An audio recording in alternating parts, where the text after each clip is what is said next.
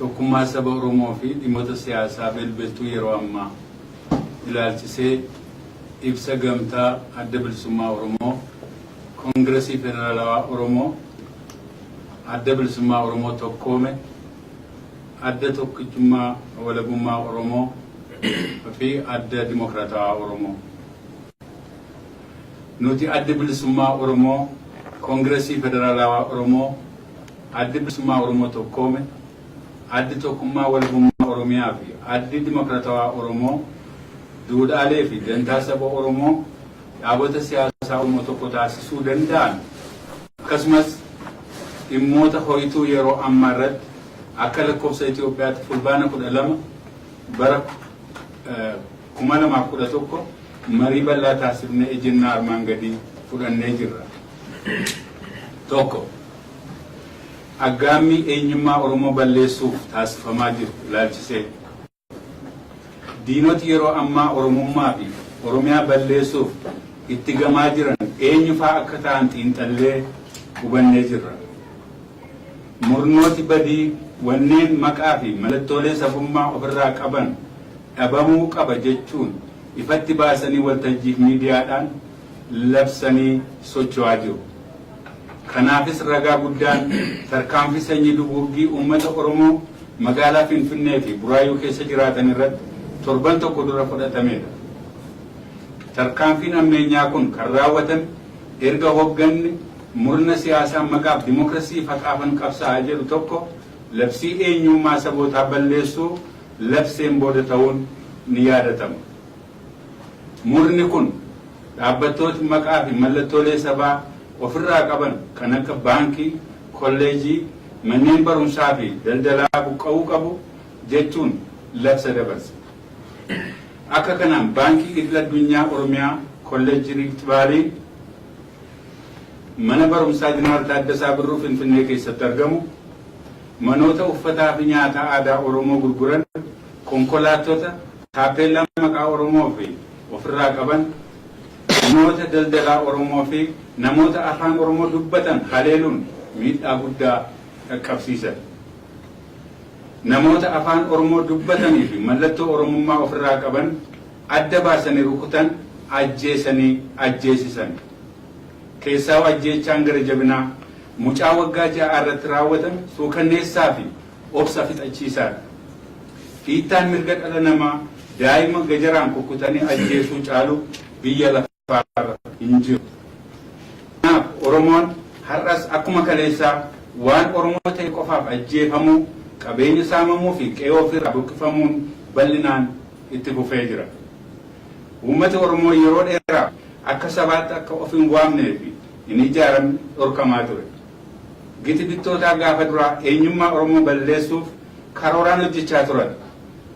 Aadaa, duudhaa fi walitti dhufeenya hawaasummaa Oromoo labsii fi humnaan diiganii mancaasan. Sirna gadaa labsiin dhorkan.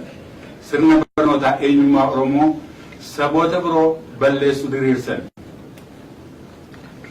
Haa ta'u malee uummati Oromoo qabsoo hadhaa yeroo dheeraa taasiseen har'a haa xiqqaatu haa guddatu asxaa fi mallattooleen eenyummaa Oromoo ibsan baay'een isaanii bakkatti deebi'aniiru.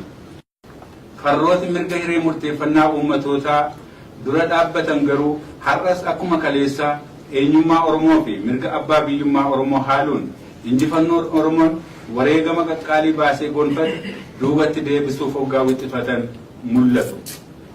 Nuti dhaabati siyaasaa Oromoo dhimma kana gadi fageenyaan erga irratti mari'annee booda adeemsa diinaa tokkummaa fi murannoon dura dhaabbachuu murteeffanneerra. Uummati Oromoos humnoota eenyummaa isaa balleessuuf socho'aa jiran tokkummaan dura dhaabbatee mirgoota qabsoo isaan argate akka tikfatu waamicha dabarsina.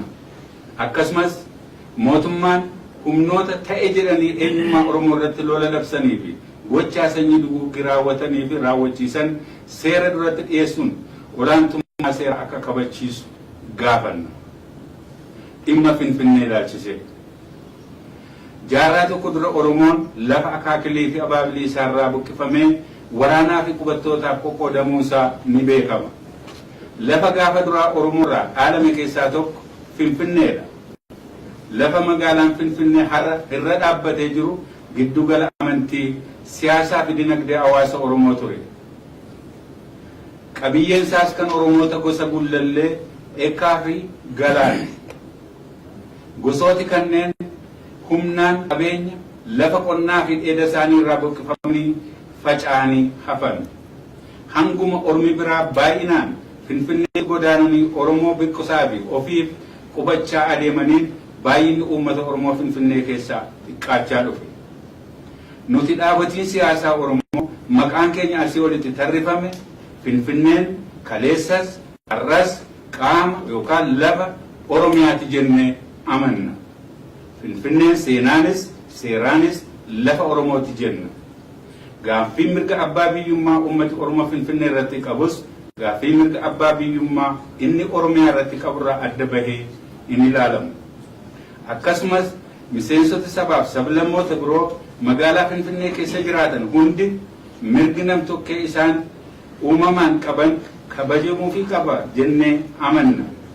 Magaalaan Finfinnee mana jireenyaa sabaaf sablammootaa ta'uu ishee ni amanna.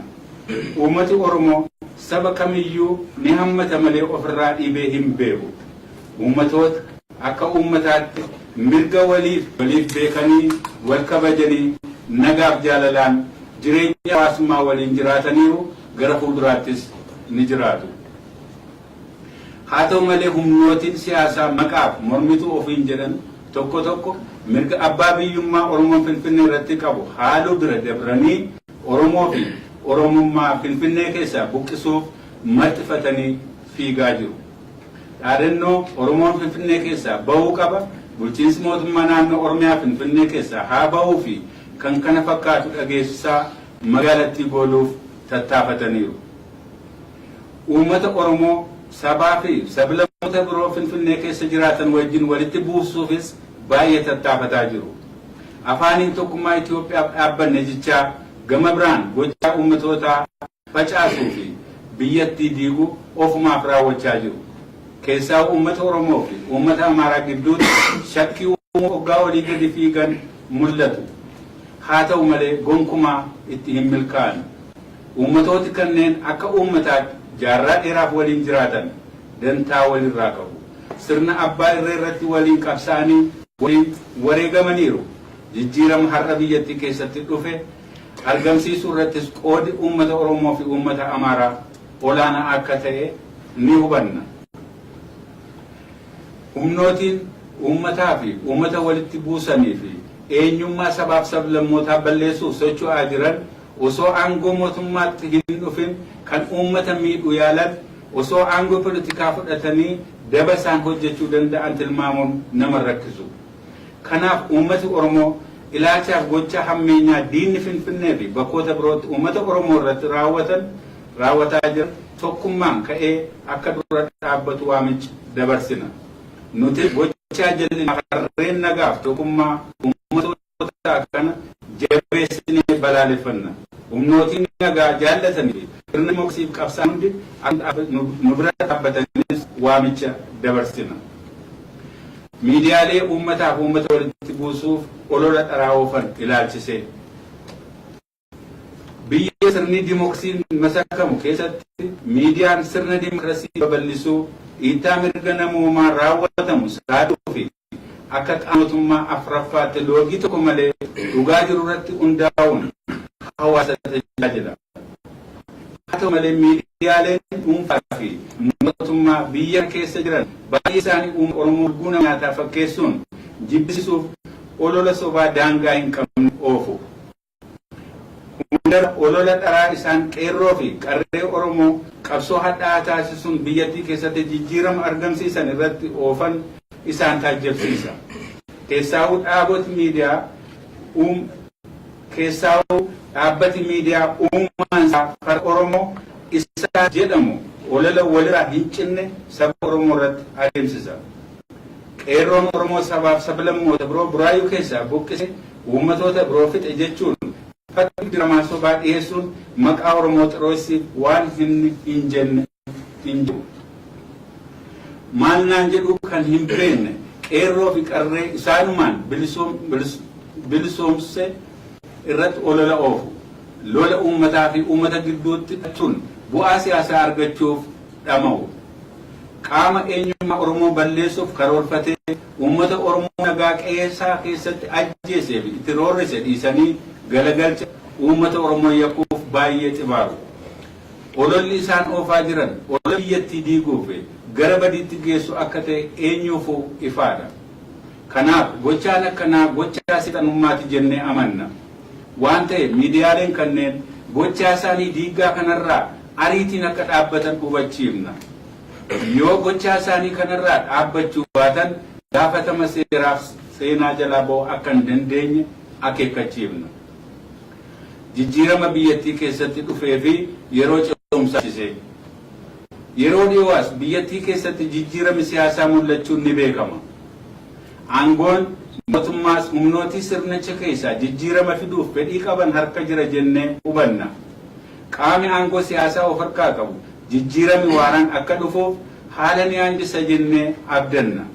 Nutis rakkoo siyaasaa biyyattiif furmaata waaraa argamsiisuuf paartii aangoo mootummaa harkaa qabu wajjin marii siyaasaa walirraa hin cinne adeemsisuu qabna jenna. Kanaafis qooda nurraa eegamu ni baana. Gama kaaniin immoo humnootiin farra dimokiraasii fi mirga hiree murteeffannaa uummatootaa ce'umsa karaa nagaa eegalame gufachiisuuf sirni federaalizimii sabummaa irratti hundaa'e diigamuu qaba. Eenyummaan sabaaf sablammootaa haqamuu jechuun ookkara kaasaa jiru. Humnootii injifannoo fi jijjiirama hanga ammaa argame of duuba deebisuuf mumunyuuqan gochaa isaanii balaaleffachaa akka irraa dhaabbatan akeekkachiifna. Sirna federalizimii sabummaa irratti hundaa'e ilaalchisee rakkoon siyaasaa Itoophiyaa keessa ture inni guddaan eenyummaan sabaaf sablammootaa kabajamuu dhabuu fi gaaffii hiree murteeffannaa sabootaa deebii dhabuu akka ta'e beekamaadha. Gaaffii sabaaf sablammootaa kana deebisuuf sirni dargii kufee bara 1991 chaartara yeroo ce'umsaa mirga hiree murteeffannaa kabajuu raggaasifamuunsaas ni yaadatama. Chaartara yeroo ce'umsaa wixinuu fi raggaasuu keessatti qoodi sabboontota Oromoo guddaa ture. Heera mootummaa bara 1995 tumame keessattis waa'ee mirga hiree murteeffannaa sabootaa bal'inaan ibsamee jira. Haa ta'u malee humnootiin booddessitootaa kaleessas har'as akka waan sirni federalizimii sabummaa irratti hundaa'e madda rakkoo siyaasaa biyyattii ta'etti dhiyeessuu barbaadu. Miidiyaan isaanii waan dhugaa fagaate kana afarsa. Sirni federalizimii sabummaa irratti hundaa'e Itoophiyaa keessa malee biyyoota biraa keessatti ta'ee hin beeku jechuun waan dhugaa hin taane katabu yookaan dubbatu. Dhugaan jiru garuu biyyooti gaaffii sabaaf sablammootaa deebisuuf sirna federaalaa afaan irratti hundaa'e ijaaran baay'eedha. Sirni federaalaa sabummaa irratti hundaa'e akka heeraa silaa barbaadamutti hojiirra ooluu dhabuutu uummatoota biratti komii dhalche malee maddi rakkoo siyaasaa biyyattii federeeshinii akka hin taane eenyu jalaayyuu dhokataa miti. Uummati Oromoo fi saboota cunquramoon biroo mirgi hiree murteeffannaa akka heera irra jirutti hojiirra haa oolu jedhanii qabsaa'ani malee sirna federaalaa diigaati sirna duriitti nu deebisaa hin jenne. Kanaaf nuti dhaabotiin siyaasaa Oromoo hanga haalli barbaachisu guutamee uummati Oromoo hiree ofii murteeffatutti sirna federaalaa sabummaa irratti ijaarame cimsuun barbaachisaadha jennee fudhanna. Sochii fi yaalii sirna federaalizimii jiru diigamee sirna duriitti deebisuuf taasifamu kamiyyuu jabeessinee akka dura dhaabbannu sagalee tokkoon mirkaneessina. Nagaaf bilisummaan uummatoota hundaaf.